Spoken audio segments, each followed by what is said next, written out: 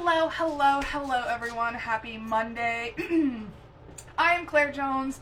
If we haven't already met, I am an author and small publisher committed to changing the world for the better through inclusive stories and practices. I'm jumping on for my self-published author series where I go over how to write, publish, and start selling your book in 52 weeks. If you're joining me, please like, comment, and share below. Let us know that you're here no matter what platform you're finding this on.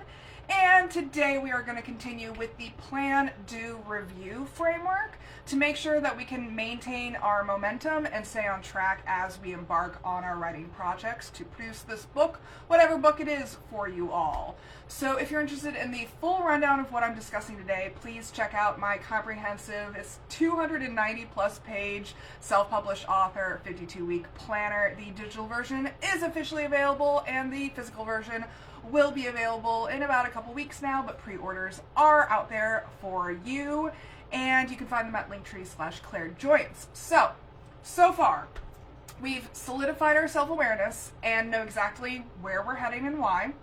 We've learned how to maximize our creative output by prioritizing our brain and body's needs. And we've set up a schedule that will help keep us accountable, efficient, and not burned out.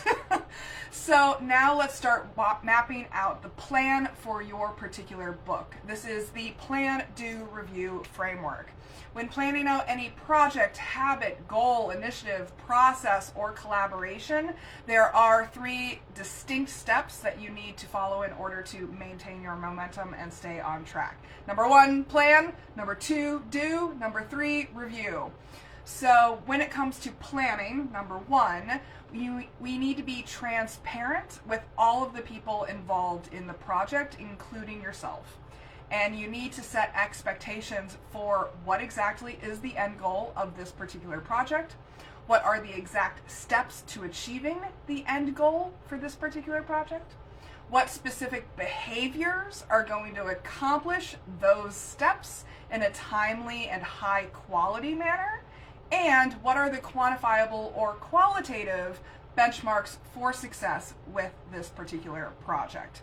You have to clearly document this, preferably written, and share it with everyone who's working with you on this project. Whether it's just yourself, whether your family's involved, whether your friends are involved, whether you have a team of freelancers, everyone needs to know what the goals are and what kind of behaviors are going to contribute to that goal, to achieve that goal so that everyone is on the same page.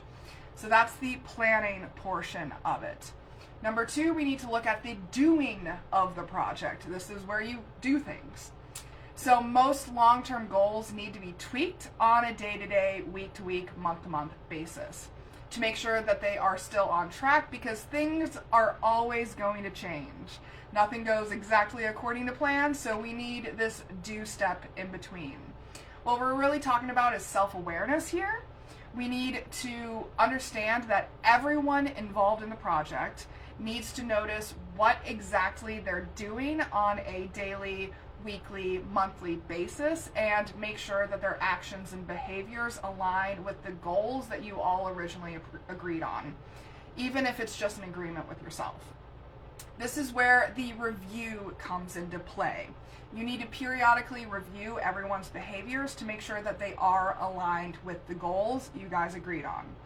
If the people involved are not doing the behaviors that contribute to the end goal, then you need to redirect the behaviors so that you can get back on track. Keep in mind, this is not negative feedback.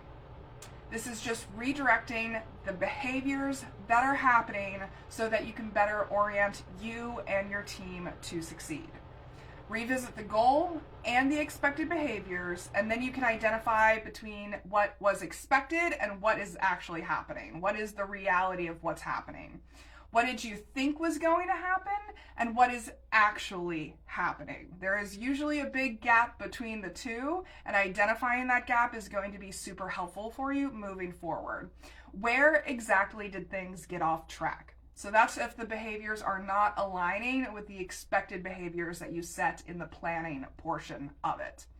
You address the specific behavior that isn't aligned as soon as possible so that it doesn't go miles off track and then it takes much longer to get back focused.